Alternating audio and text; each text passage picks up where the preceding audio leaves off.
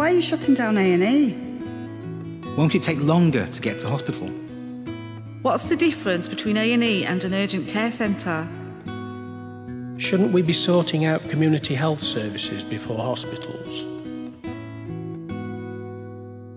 We've been particularly active in developing what we call the clinical model, optimising the services to meet the needs of the population.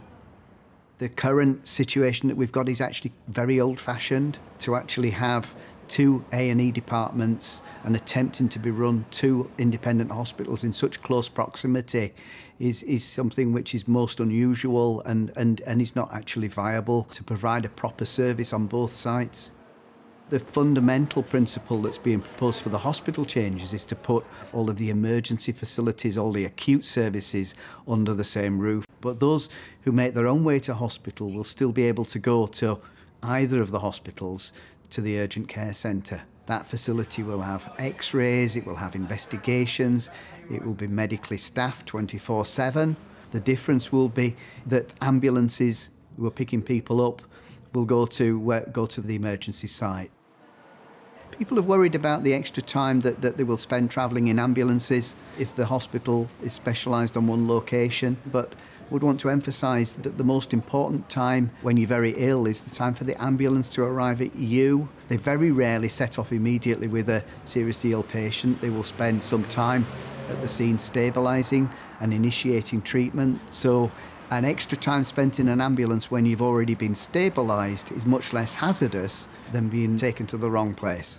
I think it's fair to say as well that the ambulance service themselves recognise that they quite often transport people to hospital who don't need to go there because of the lack of community services to hand over to.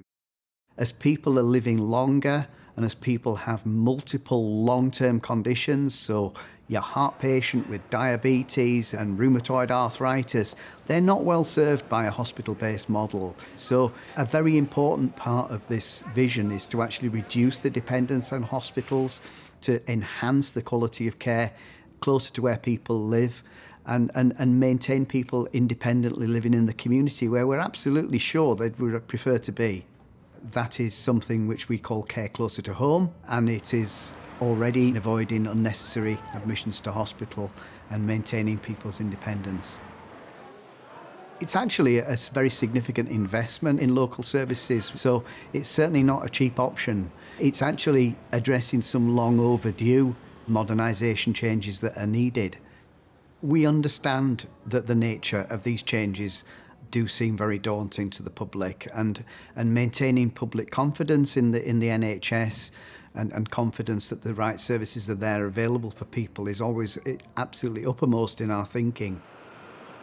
We're really eager for the public to engage with us now in this consultation exercise and to actually help to feed us back their impressions of what's being proposed. They can do this in a variety of ways. They can fill a survey on the website, they can attend one of the open meetings which have taken place in many of the localities around Calderdale and Greater Huddersfield. This is the public's NHS at the end of the day, and we want them to actually understand and help us to plan the changes that are needed.